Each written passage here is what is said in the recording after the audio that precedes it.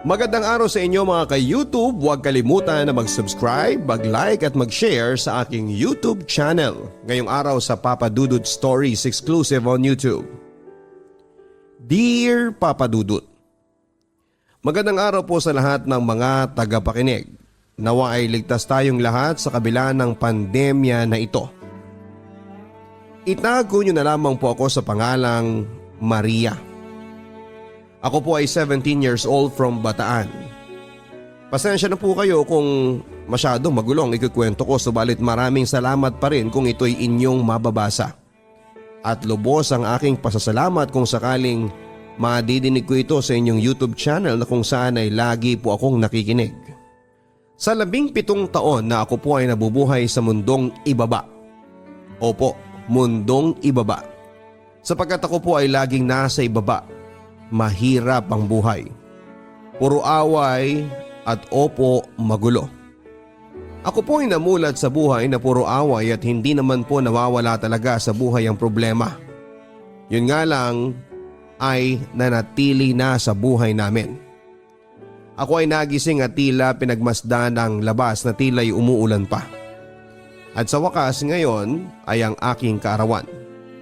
Naganda sila mama ng pansit, spaghetti, cake at kung ano pang candy na siyang lalo kong kinasaya dahil sa unang pagkakataon ay aking naranasan ang mapaghandaan na may karamihan na handa at sobrang sayang-saya ko dahil maraming bisita at pagkatapos ng aking karawan ay natulog na ako. Tuwing gabi, nananaginip ako ng tungkol sa pagsasamantala na nagdudulot sa akin ng labis na takot. Sa paglipas ng maraming taon ay naghiwalay ang aking ama at ina dahil sa palagi na lang lasing ang aking tatay. At minsan isang beses pa nga ng kanilang pag-aaway, sa sobrang lakas ng pagkakabato ng bote ay muntik na akong mahagip. Ngunit buti na lang at may napulot akong barya na siyang dahilan para ako ay mapayuko at hindi tamaan. Sa edad na 15 taong gulang ay nagnanais na akong magtrabaho.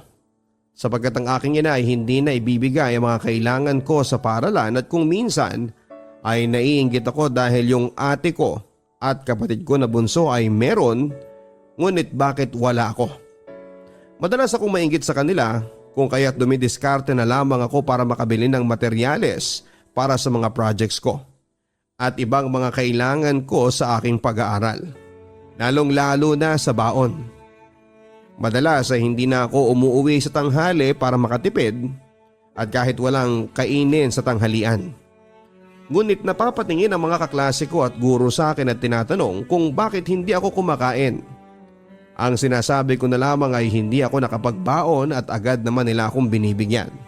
At hindi na rin ako tumatanggi sa tulak ng gutom at ayokong magkasakit, lalo na't walang pera ang aking ina.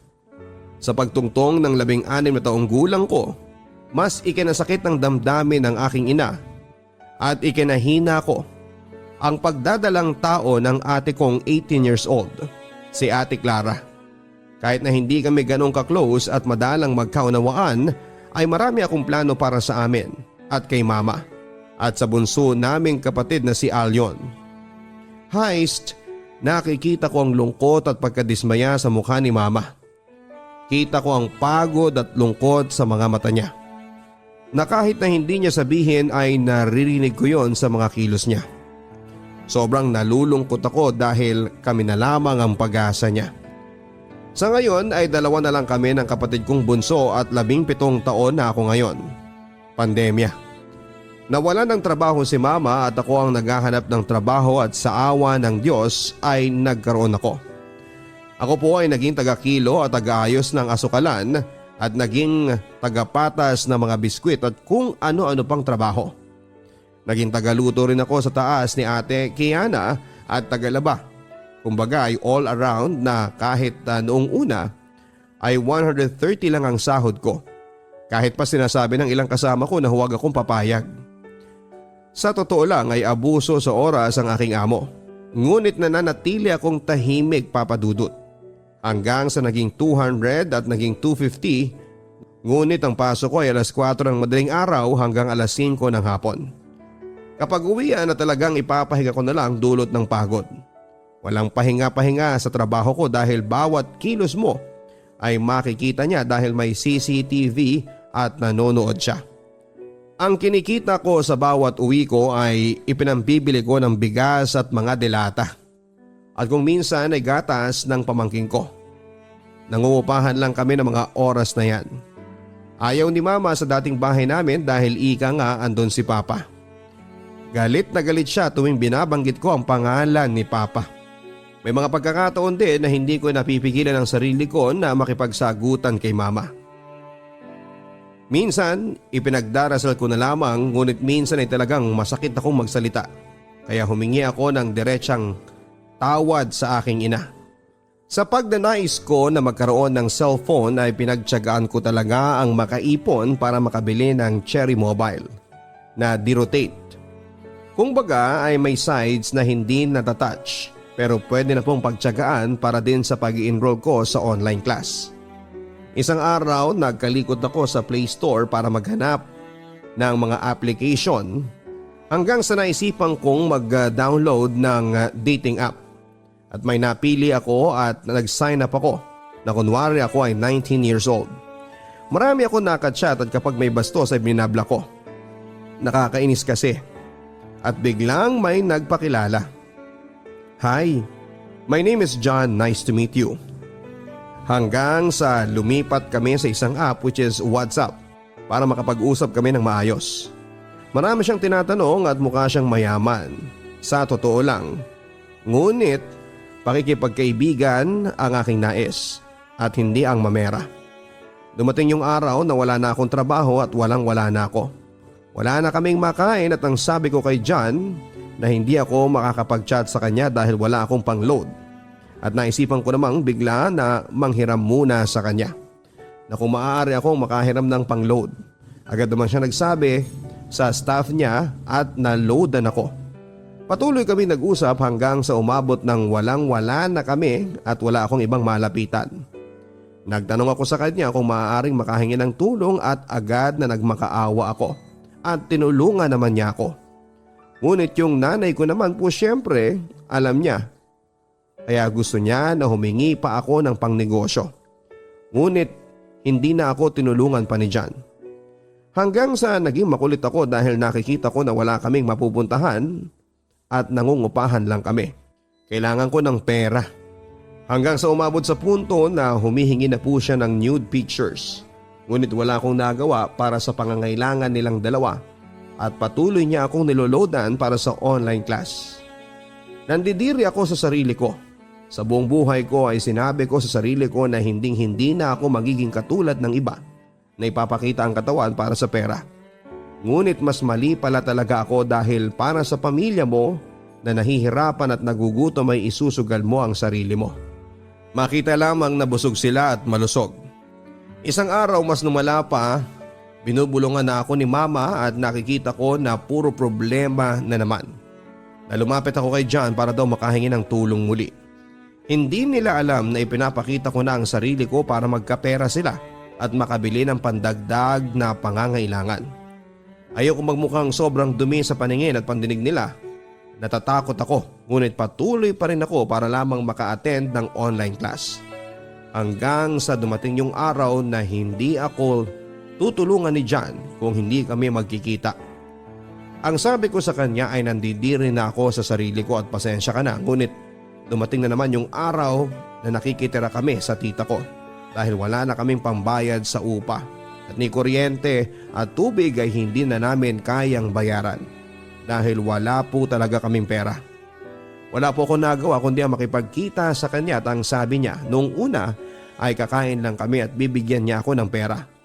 At agad na lumiko kami sa magandang bahay at masyado po akong walang alam at akala ko ay kainan o restaurant yon.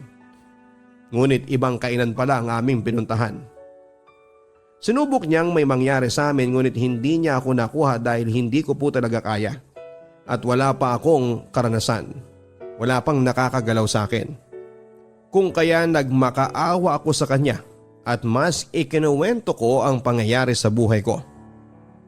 Agad niya akong pinagbihis at binigyan ng 5,000.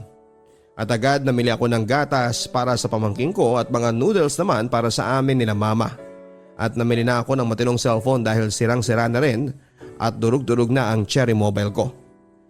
Nakabili ako ng Redmi at mas nakaka-attend na sa online class. At dumating sa punto na wala na naman kaming pera. Wala akong pamasahe papunta ng school at load pang online class. Kaya't kinailangan ko na namang humingi sa kanya. Ngunit kapalit noon ay litrato ng hubad ko na katawan. Minsan, hindi pala minsan, madalas. Madalas ay tulala ako at hindi ko na kilala ang sarili ko. Ako ba talaga to? Diring-diri ako sa sarili ko. At sa tuwing tinitingnan nila mama ako at kuya, akala nila ay may pera ako lagi. Akala nila ay okay lang ako. Ang akala nila ay binibigyan lang talaga ako ng pera. Pero hindi nila alam na may kapalit lahat ng nakukuha ko para may maitulong sa kanila.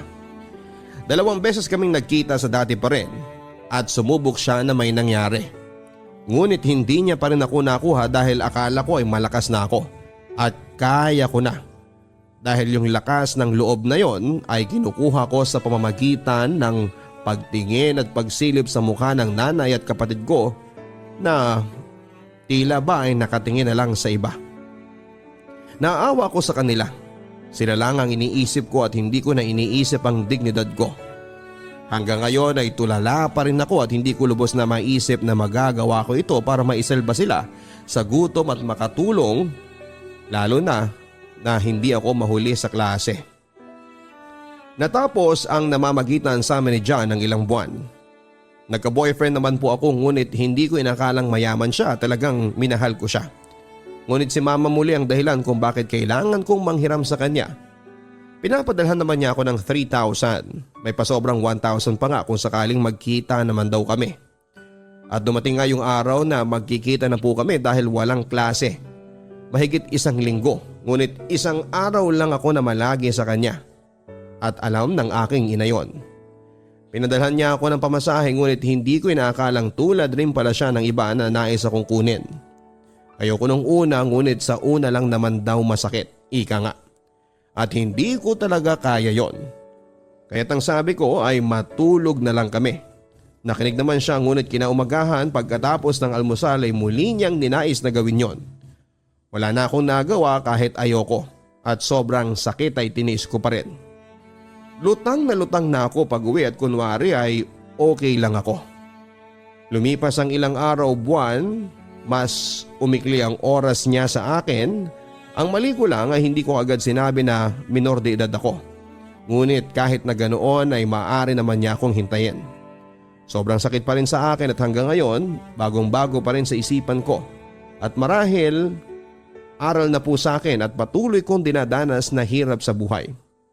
Patuloy na lumalaban kahit minsan ay gusto ko nang magpakamatay. Pero sa kalagitnaan ng lahat ng mga dinadanas ko ay nanay ko pa rin at kapatid ko ang iniisip ko. Magiging kalagayan nila kapag wala ako. Mahal na mahal ko sila, Papa Dudut, at gustong gusto kong mag-aral at makatapos ngunit walang ibang sumusuporta sa akin at sumusuporta kundi ang sarili ko lang. Pinagdarasal ko na sana ay may makatulong sa akin dahil sirang-sira na ang buhay namin. Wala kaming kuryente. At wala rin kaming tubig. Lubos na gumagalang, Maria. Ang sabi nila, wala raw forever. Marami nga ang naniniwalang hindi posible ang habang buhay na pagsasama o kaligayahan. Nasa pelikula at TV lamang nangyayari yon. Sa langit lang daw may ganon. Hindi dito sa lupa. Pero may posibilidad bang maranasan natin ang forever habang nabubuhay tayo sa mundo? Magandang araw sa inyo mga kaibigan. Isa na namang napakagandang kwento ang ating pagsasaluhan. Dear Papa Dudut, isang napakagandang araw sa inyo at sa mga laging nakikinig sa inyong programa. Itago niyo po ako sa pangalang Pauline. 29 years old. Sinadya ko talagang gamitin ang pangalan na yan dahil ang beauty ko, ayon sa mga kakilala ko, ay katulad ng kay Pauline Luna. Hindi ako nagyayabang Papa Dudut ha. Kasi hindi lang naman ako ang nakapansin niya na may pagkakahawig kaming dalawa. Kapag biglaan kang tumingin, lalo ko siyang nagiging kamukha. Kung katawan naman ang pag-uusapan, ay may laban din naman ako sa kanya. Pero sa taas ay hindi kami magkapareho. Hindi ako nabiyayaan ng magandang height. Kung sa sapatos pa, hindi man lang naging class A o class B ang tangkad ko. Hindi man lang ako umabot sa 5 feet, 4'11" ang height ko. At ito ang patunay na hindi talaga ibinibigay ng Diyos ang lahat sa isang tao. Di bale, maganda naman. Dati Papa Dudut ay wala akong pakialam kahit na dwarfina ako dahil cute naman. Hindi lang cute, maganda at sexy. Talagang conscious ako sa aking katawan at hindi ako nagpapataba dahil baka mapagkamalan akong luncheon meat. Confident ako sa sarili ko hanggang sa may isang pangyayari sa buhay ko na kumalabit sa aking very secure at bubbly personality. Mamaya ay malalaman ninyo kung ano yon.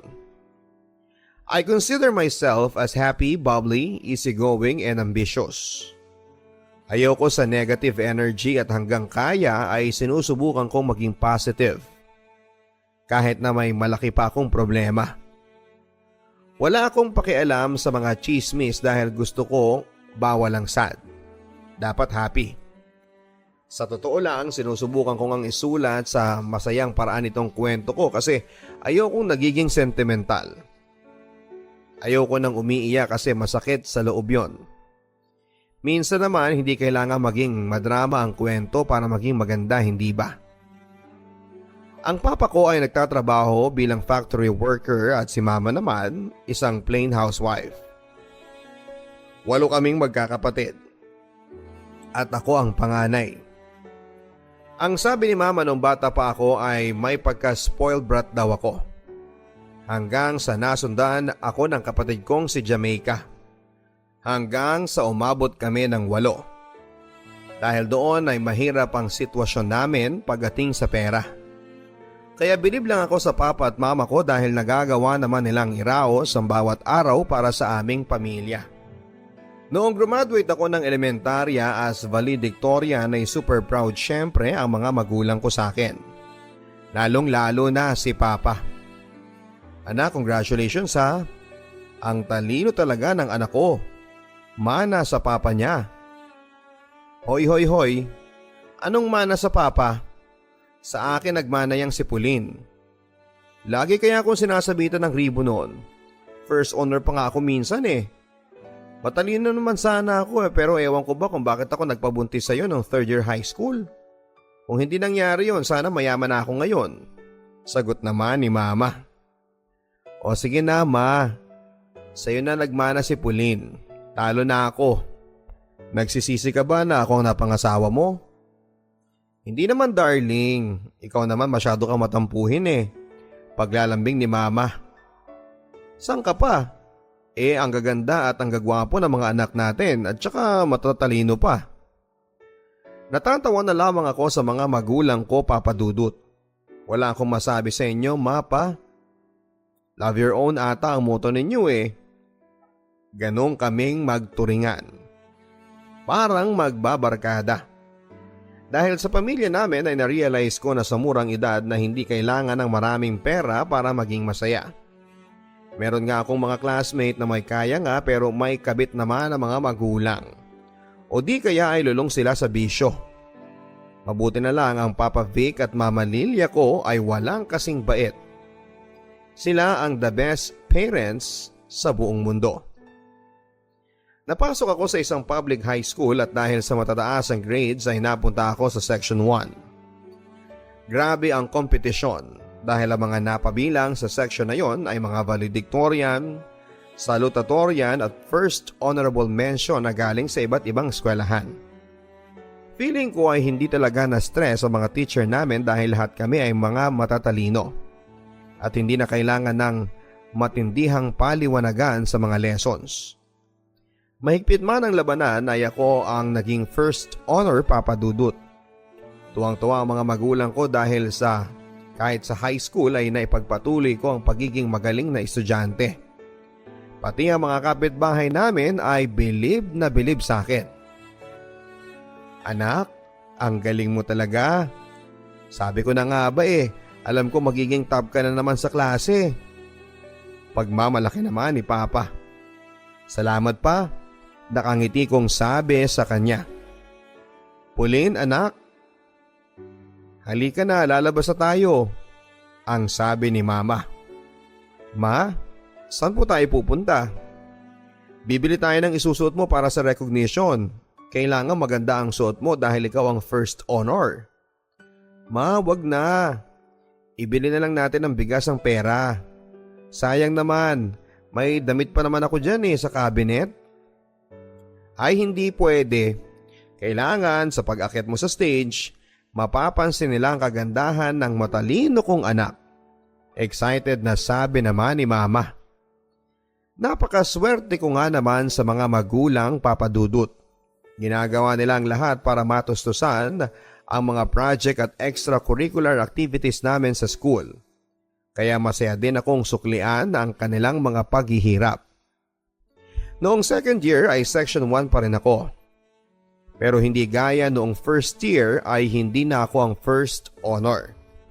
Napagchismisan pa nga ako sa school at sa barangay dahil ang dahilan daw ng pagbagsak ng rank ko ay isang lalaki, ang aking boyfriend. Hindi ko alam kung yun nga ang dahilan kasi konting-konti na lang naman ang difference ng grade ko at noong nag-first honor. Sayang nga Pero hindi ko naman dinideny na oo, nagka-boyfriend ako sa unang pagkakataon noong time na yon. Si Marlon. Guwapo, mestizo, pero sakto lang ang height para sa akin. Opo, medyo malit din siya kaya hindi ako nakatingin sa tore kapag kausap ko siya. Mabait siya, thoughtful at nakilala ko dahil taga-barangay din namin. Marlon, isikreto na muna natin ang relasyon natin ha? Ang sabi ko sa kanya. Pero bakit Pauline? Natatakot ka bang mapagalitan ng mama mo at ng papa mo? Hindi. Sigurado kung hindi sila magagalit kasi malaki naman ang tiwala nila sa akin. Alam din naman siguro nila na sa ganitong edad, hindi pa tayo seryoso sa pakikipagrelasyon. Bakit gusto mong itago ang tungkol sa atin? Gusto ko pa naman sanang bisitahin ka sa inyo at maipakilala ang sarili ko sa mga magulang mo. Kasi baka kantsawan nila ako dahil pareho tayong maliit. Baka isipin nila, paano na lang ang mga magiging anak natin? Parang 7 dwarf ni Snow White? Pabiro kong sabi kay Marlon. Pero hindi gumana ang pag-joke ko sa kanya dahil tinitigan lang ako ni Marlon. Sabay walk out ang peg niya. Hoy Marlon, saan ka pupunta? Huwag mo nga akong iwanan. Joke lang naman yun Ikaw naman, bumalik ka nga rito. Sigaw ko sa kanya pero para bang wala siyang naririnig. Magmula noon ay hindi na ako kinausapan ni Marlon at pinadalhan na lang ako ng isang sulat. Pauline, makikipag-break na ako sa'yo. Pasensya ka na at sa ganitong way ko pa ginawa. Hindi ko pa kasi kayang makipag-usap sa'yo ng personal dahil sa mga sinabi mo. Nainsulto talaga ako so please, huwag mo na akong subukang lapitan pa at kausapin.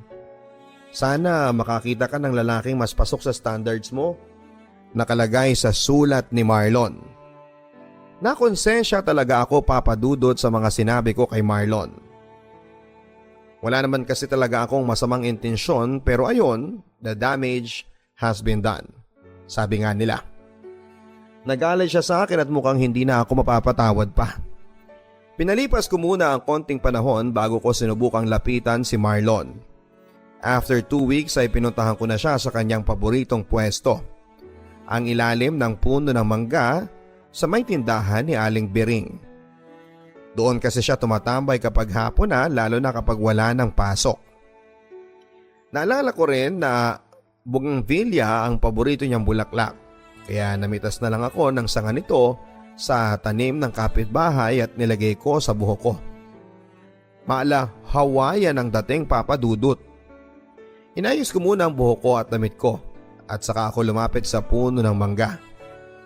Alam kong kapag nilambing ko si Marlon mapapatawad niya rin ako. Kaya malaki ang tiwala ko na gagana ang pinaplano ko. Pero paglapit ko sa may tindahan ay may grupo ng nakatambay doon. Kaya hindi ko kaagad nakita si Marlon.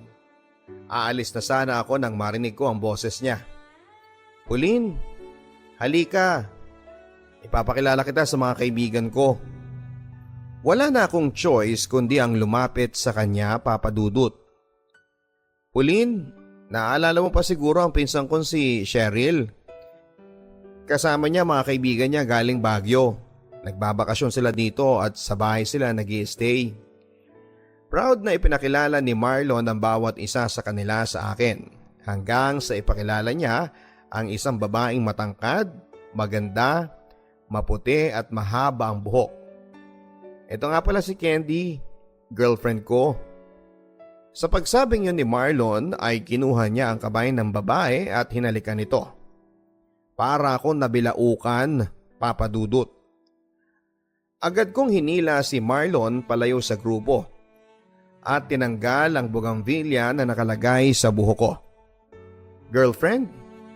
Anong GF? Bakit Pauline? Hindi ba ako pwedeng magka-girlfriend?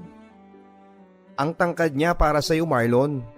Baka naman sa bandang huli lokohin ka niyan at ipagpalit kapag na-realize niya na hindi kayo bagay. Wow, feeling concerned ka ngayon sa akin ah. Alam mo Pauline, hindi lahat ng babae kagaya mo. Si Candy, hindi niya nakita ang height difference namin.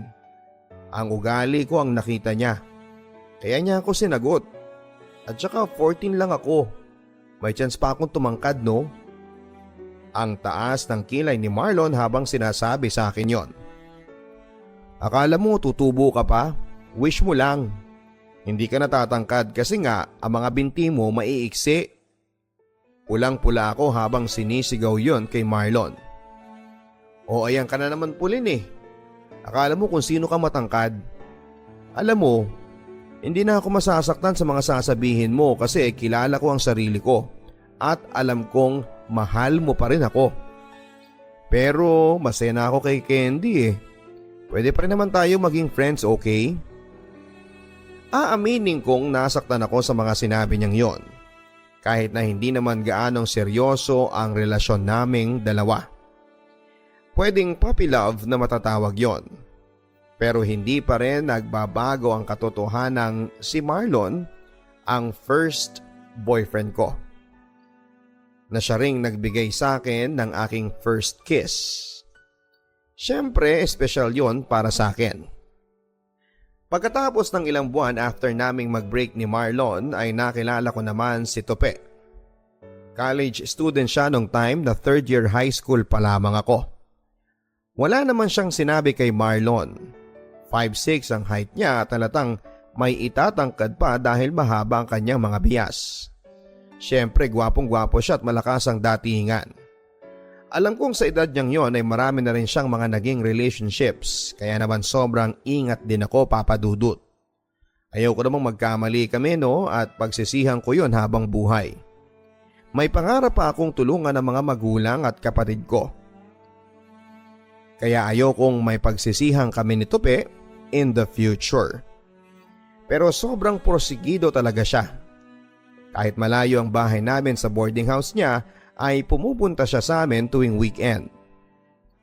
Pauline, mamayang alas 8 magkita tayo dun sa basketball court ha?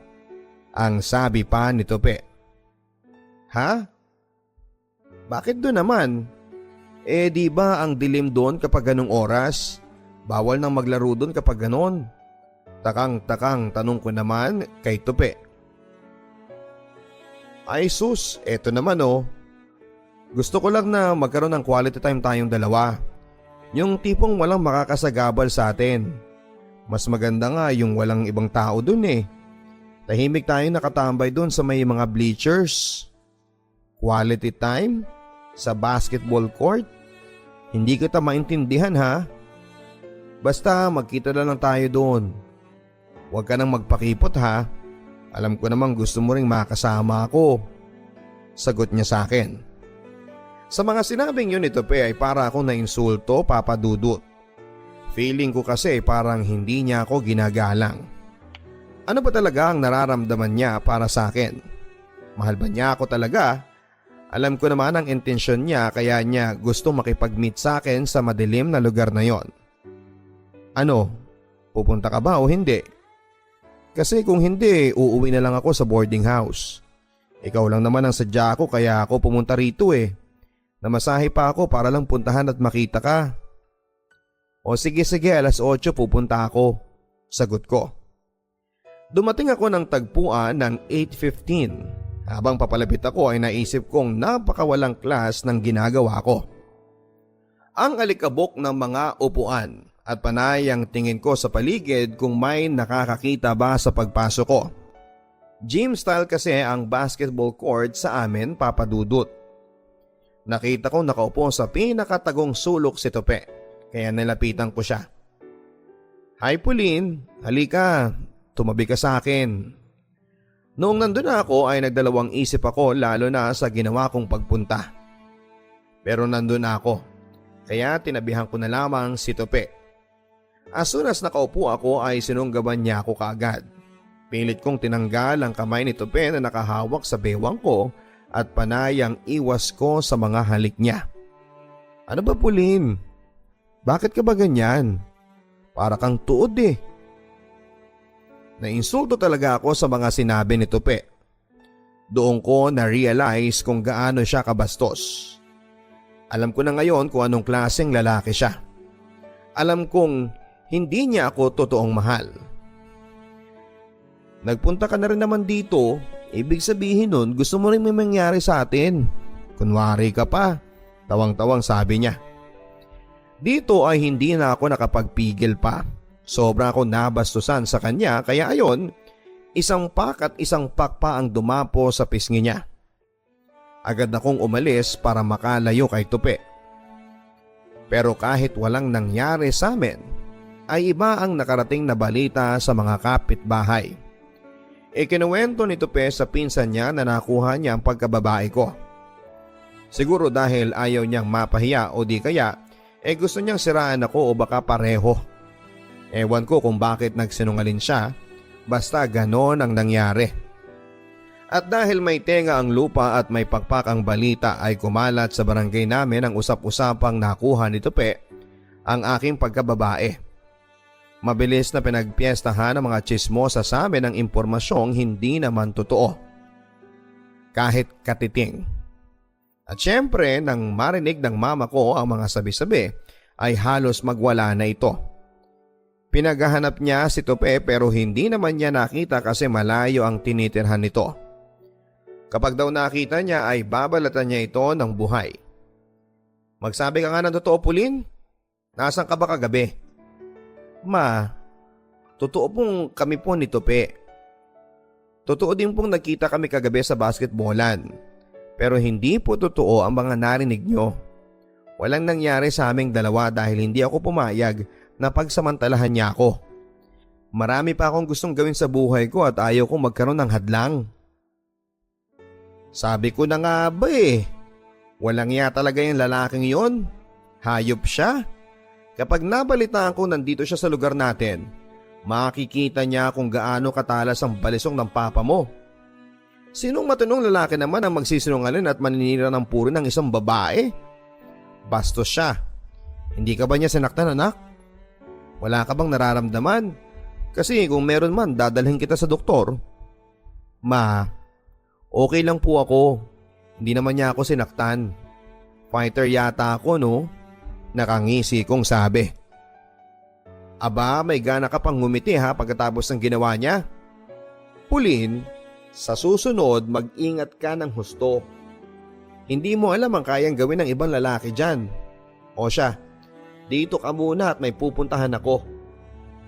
Ma, saan ka pupunta? Susugurin ko yung kapitbahay nating wala nang ibang alam gawin kundi ang mangchismis at magkalat ng balitang hindi totoo. Pipigilan ko sana si mama pero napakabilis niyang nakalabas ng pintuan.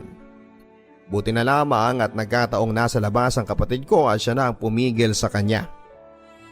Maigi nang makaiwas sa skandalo at away. Hindi naman totoo ang usap-usapan kaya bakit ako magpapaapekto. Sanay na rin naman ako kay mama. Kapag mga anak na niya ang pinag-uusapan, ipaglalaban niya kami hanggang sa kamatayan pa. Kahit na may pagkabungangera at nagger si mama, ay mahal na mahal niya kami. Siya ang disiplinaryan at hindi na kakaiba sa mga kapatid ko ang makatikim ng palo ng walis kapag nagpapasaway. Si Papa naman ay kabaliktaran. Exact opposite si Papa dahil sobrang bait niya. Hindi ko nga maalala ang kahit na anong insidente kung saan ay nagalit siya sa amin o kay mama. Masasabing under desire siya pero kapag namalo naman si mama sa aming magkakapatid ay to the rescue naman siya para ipagtanggol ang mga anak niya. Yun nga lang nauunang sumerender si Papa. Hay, mukhang totoo talaga ang kasabihang opposites attract. Ano kaya? Kailan ko mahahanap ang opposite ko? Gusto kong dumating na ang panahon na yon at kapag nagkataon sana ay kaugali niya si Papa. Sayang si Marlon kasi kahawig ng personality niya ang kay Papa. Pero past is past. Hindi bali na lang. Bata pa naman ako kaya in the meantime, i-enjoy ko muna ang buhay ko habang bata pa ako. Collect and then select. Sabi nga nila. Lumipas ang ilang buwan at tumungtong na ako sa 4th year high school. Okay naman ang performance ko sa school kahit na may mga crush at nagiging boyfriend ako. Dahil doon ay pinagpiestahan ako ng mga libakera sa amin. Sinabi nila ang panganay ni na mama at papa ay maharot at kung sino-sino na lang ang pinapatulan. Ang pananamit ko ay naging puntirya na rin nila. Dahil nga sa height ko ay hindi ako pwedeng mag-loose ng mga damit. Kasi ayoko namang magmukhang suma na nilagay sa supot. Kaya naman ang get up ko ay maiksing short at may ternong body fit na shirt o spaghetti. Okay lang dahil makinis naman ako. Hindi maputi pero hindi rin maitim. At wala akong bilbil. Naniniwala naman ako sa kasabihang if you've got it, flaunt it. At yun mismo ang ginawa ko. Wala rin akong pakialam sa mga sinasabi ng ibang tao. Bakit ko ba sila papansinin? Hindi naman sila nagpapakain sa akin. Mga magulang ko nga okay sa style ko dahil alam naman nila na wala akong gagawing masama. At saka hindi ako lantarang relihiyosa. Wala naman akong naaapakang tao. Hindi gaya ng iba na madasalin nga pero nananakit ng iba. Hindi man ako linggon-linggong nakakasimba. Nagdarasal pa rin ako at nagbabasa ng Biblia. Dahil yon ang itinuro ni na mama at papa sa amin. Fiesta sa barangay namin at excited ang lahat dahil may mangyayari daw na kasiyahan sa basketball court.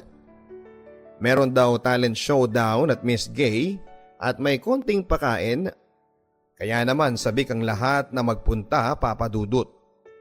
Pagkarating ko doon ay kasama ko ang mga pinsan kong sina Lucy at Lori ay nagulat ako nang makita ko si Marlon at ang maganda niyang GF. Si Carrie or Carmina, ewan ko. Wala akong pakialam kung ano ang totoong pangalan niya. Napaka-sweet nilang dalawa. Magkahawak ang kamay at laging inaalalayan ni Marlon ang GF niya. Hindi ko maiwasang magselo sa mga nakikita ko. Siguro ay talagang hindi pa ako nakaka-get over kay Marlon. Hoy Pauline, tingin ka ng tingin dyan ah. Baka matunaw na yung ex mo sa kakatitig mo. Pangangantsaw ng pinsang kong si Lucy. Hay nako, parang ang saya nila no. Hindi ko alam kung dapat bang manghinayang ako.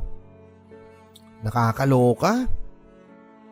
Biglang dumating ang isa kong pinsan na si Lori na may kasamang 3 lalaki.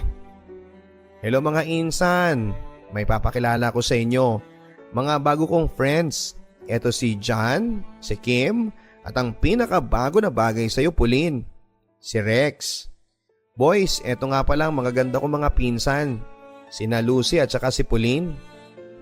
Nang makita ko si Rex, Papa Dudut, ay pasok na pasok siya sa mga qualifications ko kung looks ang pag-uusapan. At habang nakikilala ko siya noong gabing yon ay nalaman kong meron siyang sense of humor. Mabait siya at napaka-gentleman niya. This is it, mukhang may spark din sa pagitan naming dalawa. Alam kong mabilis sa mga pangyayari pero nang gabing yon ay tinanong niya ako kaagad. Pauline, pwede ba kitang maging girlfriend? Nagulat ako sa mga sinabi niya. Dahil noon lang naman kami nagkita, Papa Dudut. Pero wala rin kaming masyadong natitirang time dahil nagbabakasyon lang pala siya sa tito niya. At aalis na siya in 2 days. Nagpadala ulit ako sa mga feelings ko kaya sinagot ko siya. Sige Rex, papayag na akong maging GF mo. Nang sumunod na umaga ay tanghali na ako nagising dahil madaling araw na kaming nakauwi galing sa kasiyahan sa piyesta. Habang nasa mesa akong kumakain ng almusal ay inaalala ko ang mga nakakakilig na eksena kagabi. Kahit na matagal kaming nagkasama ni Rex ay hindi siya nag-take advantage. Napaka-gentleman niya at halatang edukado siya. At bukod pa doon ay nag-aaral siya ng law. Hi, ang future husband ko ay isang lawyer. Sabi ko sa sarili ko nang hindi namamalayang nasa harapan ko na pala si Papa na nakatingin sa akin. Aba, future husband, siguro may bago ka na namang nakilala, no? Tama ka pa, may bago po akong boyfriend. Sino? Yung kasama mo kagabi? Correct pa at pakiramdam ko I'm so in love. Anak, parang napakabilis naman yata ng mga pangyayari. Parang napakadali mong mapasagot ng oo. Papa, huwag kang mag-alala. Hanggang jowa-jowa lang naman ako eh. Huwag kayong mag-worry. Hindi ko kayo bibiguin dahil promise ko gagraduate ako ng college at makakapagtrabaho ako para makatulong sa mga kapatid ko. May tiwala ako sa iyo anak ha. Basta lagi ka lang mag-iingat, ang sabi pa ni Papa sa akin. Tinupad ko naman ang pangako kong yon, Papa Dudut, dahil graduate ako ng high school na may honors. May recommendation pa akong maging working scholar sa isang university. Masaya ako at excited sa bagong chapter ng buhay ko. Pero kabado pa rin ako dahil kailangan kong i-maintain ang mataas na grades para hindi mawala sa akin ang scholarship. Malayo sa amin ang school na napasukan ko kaya nag-boarding house ako. Masaya naman si Rex dahil ibig sabihin noon ay mapapalapit ako sa kanya. Anytime ay pwede kaming magkita. Masasabi kong true love na yata ang namamagitan sa amin ni Rex dahil napaka-supportive niya sa aking pag-aaral. Pero noong mag-second year na ako sa kursong marketing management at si Rex ay graduating na sa law, napansin kong nagiging busy na siya masyado at nagbago na siya sa akin. Rex, love mo pa ba ako? Tanong ko sa kanya. Anong klaseng tanong ba yan? Of course I love you. At nire-respeto kita. Kaya hanggang ngayon ay hindi ko sinusubukang, alam mo na. Gustuhin ko man ay hindi ko kaya dahil alam ko kung gaano kahalaga ang mga pangarap mo sa buhay. Ayokong masira ang mga yon. Sayang pati ang pagiging working scholar mo. Sa mga sinabing yun ni Rex ay napaiyak talaga ako. At niyakap ko siya. Napakaswerte ko naman, bibihira lang talaga ang mga kagaya ng boyfriend ko. I love you so much Rex, ang sabi ko sa kanya. At alam mong mahal din kita Pauline, sagot naman niya. Ako na siguro ang pinakamasayang babae sa balat ng lupa, Papa Dudut, lalo na noong moment na yon. Pero sabi nga ng marami, walang forever.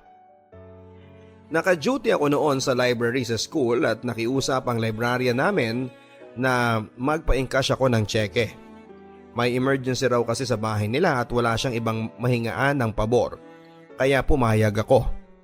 Pumunta ako sa bangko, kumuha ng priority number at habang naghihintay ay may nakita akong pamilyar na mukha. Teka, mukhang si Rex yun ah. Pero that's not all, Papa Dudut, dahil may kasama siyang babae.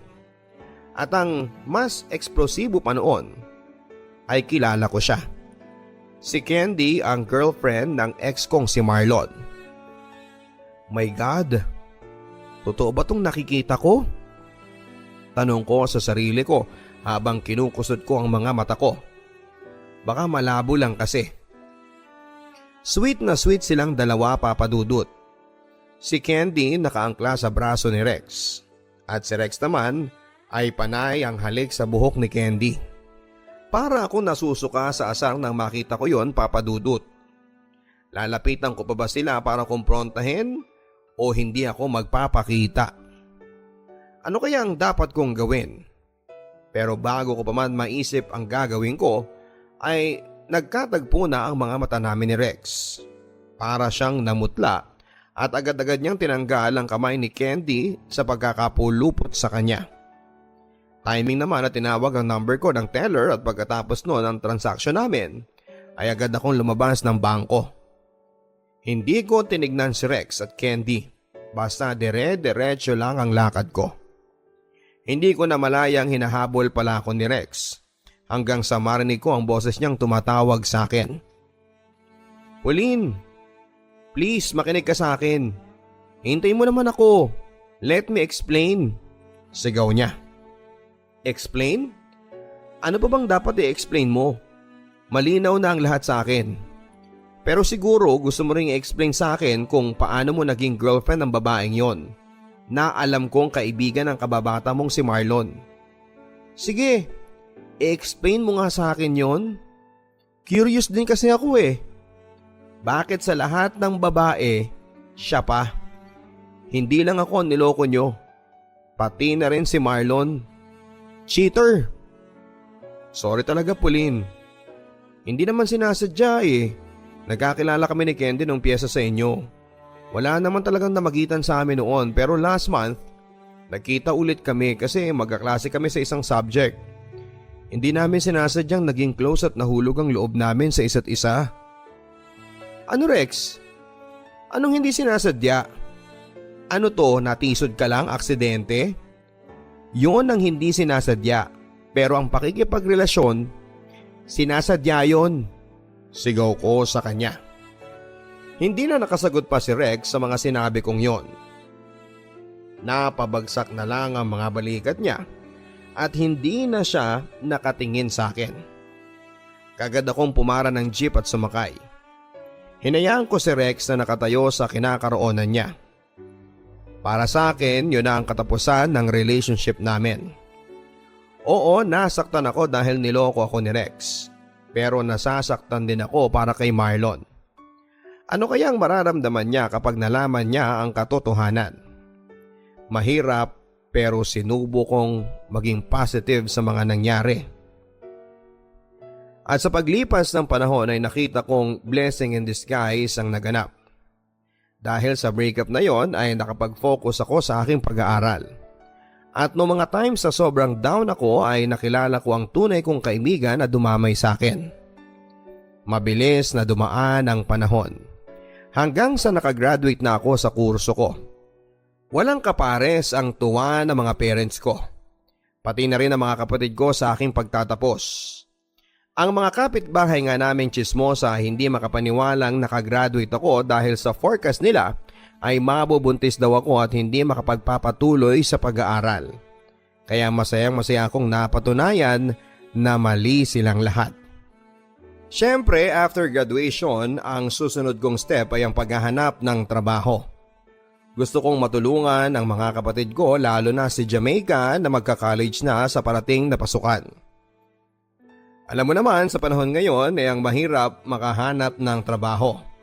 Kaya nagsumikap si Papa na subukang ipasok ako sa kumpanyang pinagtatrabahuhan niya. Sinuwerte naman ako dahil may bakante daw sa inventory department at naging bahagi ako ng inventory control staff. Wala namang problema sa mga kasamahan ko dahil halos lahat sa kanila mga may pamilya na. Ako ang naging pinakabata kaya parang nagkaroon ako ng instant mommy at mga ate. Hi Pauline, saan ang lakad mo mamaya after office hours? Tanong ni Ate Letty, isa sa mga kasamahan ko sa opisina. Uuwi na ako ate, sagot ko. Ganun ba? Kung sumama kaya muna ikaw sa amin, manonood kami ng basketball game, yung paligan ng kumpanya. Diyan lang naman sa gym ang mga players, mga empleyado din. Sige ba, mukhang masaya yan Wala rin naman akong gagawin mamaya ate. Pagpasok namin sa gym ay nag-umpisa na ang laro. Wala naman talaga ako masyadong interes sa basketball pero syempre gusto ko makabanding ang mga kasama ko sa opisina. Nanood ako pero hindi naman talaga nakatutok sa laro. Hanggang sa second quarter ay tumawag ng substitution ng referee. May tumayong isang player na siyang nagpagising sa akin. Mas matindi pa sa black coffee ang epekto niya dahil dilat na dilat ang mga mata ko nang maispatang ko siya. Matangkad siya, siguro ay hindi bababa ng 6 feet. Super gwapo, parang model ng pang-ahit. At napakaputi niya. Te, sino yung lalaki na nagsub? Kalabit ko kay Ate Letty. Si Sir Christian. Hindi mo ba siya kilala? Siya ang anak ng may-ari ng kumpanya. OMG! Ang gwapo-gwapo niya. Alam mo, pwede siyang mag-artista. Natatawa na si Ate Letty sa akin. Nagmamodel din niya noon pero hindi siya nag-focus doon dahil sa hands-on siya sa business nila. Saang department siya te? Hindi nawawala ang tingin ko kay Sir Christian. Hoy, nakakahalata na ako sa mga tanong mo ha. Parang hindi na makakauwi si Sir Christian sa mga sinasabi mo. Kasi gusto mo na siyang ikulong sa puso mo. Ang sabi ni Ate Letty. Boom, ikaw na Ate Letty. Pero sagutin mo muna ako. May asawa na ba siya o single pa? Sa pagkwekwentuhan namin ay nalaman kong single pa siya, Papa Dudut. Parang musika sa mga tenga ko nang narinig ko yon. Siya ang Chief of Sales and Marketing sa kumpanya namin. Sa totoo lang ay na-love at first sight ako sa kanya. At dahil doon ay lagi akong inspired na magtrabaho. Kapag Wednesday at schedule ng laro nila ay lagi akong present. Iniisip ko talaga ang susuotin ko sa araw na yon. Araw-araw ay hindi ko makakalimutan na mag-makeup para ma-enhance ang beauty ko. Kailangan ay paghandaan ko ang moment ng pagtatagpo namin ni Sir Christian. Pauline, parang iba ang aura mo ngayon Bakit kaya ang ganda mo? Kantsaw sa akin ang mga katrabaho kong nakaalam na may crush ako kay Sir. In fairness, maganda ka pero paano na lang kapag nagkatuloyan kayo? Pwede kanyang gawing tungkod sa liit mo. Biro pa ng isa kong kaopisina. Tago sa puso ko ang birong yon dahil naalala ko si Marlon at ang pangmamata na ginawa ko sa kanya noon. Kumusta na kaya siya? Matagal na kaming hindi nagkikita. Isang araw ay lumapit sa mesa si Ate Letty. Girl, eto ng pagkakataon mo Isang napakalaking paborto para sa'yo. Itong report na hawak ko dapat i-email ko lang sa marketing department. Pero dahil naaawa na ako sa pagpapapansin mo kay Sir, gusto kong i-deliver mo ito doon Naghalo ang saya, excitement, kaba at kung ano-ano pang emosyon sa puso ko habang naglalakad ako papunta sa marketing. Pero bago ako dumiretso doon ay nag-retouch muna ako at sinuot ko ang 4 inches heels ko na hiniram ko sa opisina ko. Sa pagdating ko sa marketing department ay hinanap ko agad ang office ni Sir Christian at agad ko namang nakita yon. Ang instruction ni Ate Letty ay ibigay ko ang folder sa sekretary niya. Kakatok na sana ako sa pintuan ng office nang may lumabas na babae. O may gulay. Para ako nakakita ng modelo. Malanghel ang beauty, ang katawan ay parang sa Barbie. At walang ka-effort ang ganda niya. Walang makeup, nakapusod lang ang buhok at naka-loose white t-shirt at skinny jeans tapos ay rubber shoes. Bigla akong tinamaan ng pagka-insecure sa nasabing girlalo. Kung sana ganun lang ang katawan ko di sana pwede ko nang kompetisyahin si Megan Yang sa ganda. Papasok na sana ako sa office si Sir pero biglang may kumausap sa akin. Miss, off limits dyan. Ano pong sadya nyo kay Sir Christian? Hindi ko na malayan na nasa labas pala ang mesa ng sekretary niya. Ma'am, para po kay sir ito. Salamat. Agad akong umalis at naglakad pabalik sa department ko. Nasayangan ako dahil hindi ko nakita ang sadya kong si Sir Christian. Sino kaya ang babaeng lumabas sa office niya? Napalingon ulit ako sa opisina niya, pero dahil sa kakaisip ko ay hindi ko napansing sumingit ang heel ko sa isa sa mga maliit na biyak ng tiles. Napakabilis ng mga pangyayari, Papa Dudut.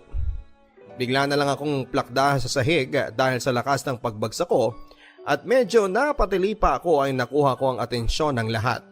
Kasama na si Sir Christian na lumabas sa office niya. Anong nangyari? Miss, are you okay? Tanong niya sa akin habang nagmamadali siyang lapitan ako. Hindi ako nakasagot at agad dahil sa sobrang sakit ng tuhod ko at ng balakang ko. Tumulong nga ang luha ko. Siguro talagang nakakaawa ang itsura ko kaya niya ako tinulungan. Okay lang ako sir, salamat po sa pagtulong nyo. Babalik na po ako ng department ko. Are you sure? Parang hindi ka pa okay eh. I think you should go to the clinic. Ang sabi pa niya. Thank you so much sir, but I'm okay. Pasensya na po sa abala. Aalis na po ako kasi may trabaho pa ako naghihintay sa akin. Hindi yon ang nai-imagine kong pagtatagpo namin pero at least masasabi kong napansin niya ako, hindi ba? Nakakahiya lang talaga kasi menos ganda points. Bumalik ako sa office na bitbit ang heels dahil nga naputol ang isang takong sa pagkakadapa ko. Nang sumunod na araw ay hindi ako nakapasok dahil medyo namamaga ang isa kong paa. Tumawag ako sa office para magpa-excuse. Bukod sa sakit ay hindi ko rin maiwasang isipin ang kahihiyang naranasan ko. Wala na talaga akong pag-asa kay Sir. Sayang ang mga effort kong pagpapaganda dahil nakita niya ako sa worst kong itsura. Nagulat ako nang may kumatok sa pintuan dahil wala naman akong inaasahang bisita. Ako lang mag-isa kasi si Papa ay maagang umalis papunta sa trabaho. Sino pong hanap nila? Tanong ko sa lalaking nakita kong nakatayo sa labas. Hindi ko kasi kilala ang mukha niya. Driver po ako ni Sir Christian, ma'am. Ha? Driver ni Sir Christian? Bakit kayo nandito? Pero bago pa man masagot ng lalaki ang tanong ko ay bigla kong nakita si Sir Christian. Napapalabas ng kotse at naglalakad papunta sa amin. Halos kasing taas niya ang pintuan, Papa Dudut. Gulat na gulat ako sa pagdating niya. Ni hindi man lang ako nakapagsuklay at ang mga eyebags ko ay nangingitim pa dahil sa puyat. Hiyang-hiya talaga ako sa kanya. Bakit ba ganun? Sa tuwing magkikita kami ay lagi akong walang ayos. Sir, bakit po kayo nandito? Tanong ko sa kanya. Gusto kong kumustahin ka kasi tumawag ako sa department mo pero sabi nila hindi ka daw pumasok. Sagot ni Sir. Okay lang naman po ako sir. Huwag na po kayong mag-alala. Nag-abala pa po kayong pumunta dito. Ayos lang po ako. Sa itsura ni Sir ay parang duda siya sa mga sinabi ko. Parang hindi naman totoo yan eh. Magayang bandang ibaba ng paa mo oh. I'll bring you to the doctor. Napakaseryoso ng tono niya nang sabihin niya yon. Kaya hindi ako nakatanggi.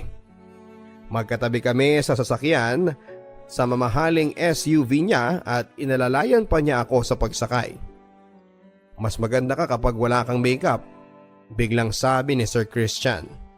Kaya na-conscious tuloy akong bigla. Nakapangiti na lamang ako sa kanya. Ilang taong ka na Pauline? 24 po sir. Kayo po kung okay lang magtanong. I'm turning 30 this month, ang sabi niya. Doon na nag-umpisa ang pagkwekwentuhan namin habang papunta kami sa doktor. Magaan naman pala siyang kasama. Hindi kagaya noong una kong naisip. Sa sobrang gwapo niya kasi iniisip kong maiilang ako sa kanya. Pero hindi yon nangyari. Kung ano-ano ang mga napag-usapan namin. Ang mga ginagawa niya sa trabaho niya, tungkol sa business nila, ang mga pagbabasketball nila. Mabuti na lang at napanood ko lahat ng laro nila at may naiambag ako sa kwentuhan tungkol sa liga. At least alam niyang napapanood ko siya at malamang ay doon pa lang ay nagka-ideya na siya na may gusto ako sa kanya. Wala naman daw kahit na anong buto na nabali o na-dislocate, ang sabi ng doktor na pinuntahan namin. Pero ang payo niya, ipahinga ko muna ng 1 week ang aking paa. Nalungkot ako kasi isang linggo ko ring hindi makikita si Sir. Sabi kasi niya ay sa bahay lang daw muna ako para gumaling ang paa ko. Kung kailan pa naman nagkaroon na ng umpisa ang pagiging magkaibigan namin, saka naman mauudlot ang pinondo kong effort. Pero hindi naman pala nasayang ang effort ko, Papa Dudut, dahil nang sumunod na araw, bigla na namang dumating si Sir Christian sa bahay. "Hello?" sabi niya habang may dala siyang teddy bear na may nakalagay na "Get well soon" at red roses. "Sir, bakit nandito po kayo?" ang sabi ko sa kanya. Once again ay nakaduster lamang ako at ang itsura ko ay hindi nakaayos. "Hindi pa ba obvious?" tanong niya. "Ha? Obvious na ano?" Kinakabahan ako sa sinabi niyo ni Sir. "Na dinadalaw kita," sagot niya. Akala ko naman kung ano ang sasabihin niya. Pero still ay super happy ako dahil nag-abala siyang dumalaw at may dala pang regalo para sa akin. Habang nag-uusap kami sa bahay ay kinukurot ko ang mga palad ko dahil hindi ako makapaniwalang nangyayari ang lahat. Kung friendly man ang intensyon ni Sir, okay na rin. Ang mahalaga ay hindi na lang siya isang panaginip na hindi kayang abutin. Sa loob ng 1 week na yon na hindi ako nakapasok ay araw-araw akong dinadalaw ni Sir Christian. Ayoko maging asumera pero ano pa ba ang iisipin ko sa mga nangyayaring yon? Gusto siguro ako ni Sir o interesado siya sa akin. Pero sa sobrang dream come true niya ay hindi ako makapaniwalang magkakagusto sa akin ng isang katulad niya. Yun nga lang, sa tuwing kasama ko siya ay hindi ko maiwasang mag-feeling maganda, mag-feeling prinsesa. Napaka-sweet niya at kahit nasabihin nating anak mayaman siya ay hindi naman siya maarte. Isang hapon nga ay dinala ko siya sa fishbowlan. "Dito tayo magmemeryenda ngayon, libre ko ha," ang sabi ko sa kanya. "Okay lang ba sa'yo, Sir?" "Oo naman, ang sarap kaya nito." Kumuha na kaagad siya ng stick at nagtusok-tusok to the fishballs kaagad. Alam kong hindi niya gawain ang kumain sa kalye pero hindi niya pinahalata sa akin. Game na game siya at mukhang tuwang-tuwa siya. Pagkatapos noon ay may nakita akong mamang sorbetero na nagbebenta ng tinatawag na dirty ice cream. "Kuya, pabili po. Anong gusto mong flavor, Sir?" tanong ko. "Pauline, wag mo na akong tawaging Sir ha. Christian na lang." Okay, sige po Sir. I mean Christian." Sa puntong yon ay mas naramdaman kong iba na ang relasyon namin ni Sir. Pwedeng tumawid sa linya ng pagkakaibigan papunta sa pagkakaibigan. Ang mga tingin niya sa akin ay makahulugan. Ang mga pagsasabi niya ng simpleng good night sa text o tawag ay puno ng sweetness. Ayoko sanang hayaan ang sarili ko na ma-fall sa kanya dahil kung anong taas ng lipad, ganon din ang bagsak. Ayokong masaktan, pero paano ko hihindian ng isang lalaking kagaya niya? Na kay Christian na ang lahat. Hinatid ako ni Christian sa bahay isang gabi dahil nag-OT ako. Ayaw daw niyang mag-commute lang ako o di kaya ay mag-taxi. Noong papasok na ako sa bahay ay tinanong ko siya, "Gusto mo bang pumasok? Mag-juice man lang o soft drinks?" "Sige Pauline, para mas lalo pa kitang makasama. Kahit ilang minuto lang bago ako umuwi," ang sabi niya. Habang nagso-soft drinks kami ay napapansin kong medyo hindi mapalagay si Christian. Para bang may gusto siyang gawin o sabihin. Hindi ko maintindihan. "Christian, okay ka lang ba?" Yes. Kasi may gusto lang akong sabihin sa'yo." Hinawakan niya ang kamay ko. Pero hindi pa rin siya nakapagsalita, Papa Dudut. Natatawa nga ako dahil hindi naman siya ganon. Kadalasan ay confident siya. Hindi ko alam kung anong espiritu ang sumapi sa akin, pero siguro dahil cute na cute ako sa kanya ay bigla ko siyang hinalikan sa lips. Nagulat nga din ito pero syempre wala nang bawian. Mas nagulat ako nang yakapin ako ni Christian at sunuklian niya ang halik ko sa kanya. Para akong Cinderella at kasama ko ang prinsipe ko. Hindi ko kailangan ng glass na sapatos o magarang damit dahil sa piling ni Christian.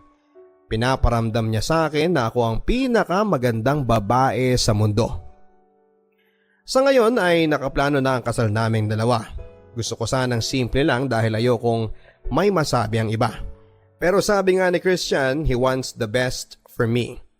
Nung una, natakot ako sa magiging opinyon ng ibang tao dahil sino ba naman ako para pakasalan ng isang kagaya ni Christian. Galing siya sa isang mayamang pamilya at may-ari pa ng isang kumpanya na pinagtatrabahuhan ko. Pero lagi niyang sinasabi sa akin na blessing ako sa kanya at hindi ko dapat maliitin ang sarili ko. Pumunta pa nga sa abroad si Christian para magpaalam sa mga magulang niya na magpapakasal na siya. Sa England na kasi nakatira ang mama at ang papa niya. Noong una ay nagulat pa sila dahil hindi pa nila ako nakikilala ng personal. Pero ipinaliwanag ni Christian na seryoso siya sa akin at ready na kaming mag-settle down. Ngayon ay madalas na kami mag-usap ng magiging parents-in-law ko sa Skype o di kaya naman ay sa Facebook. Excited na akong makita sila dahil uuwi sila this year bago ang kasal namin.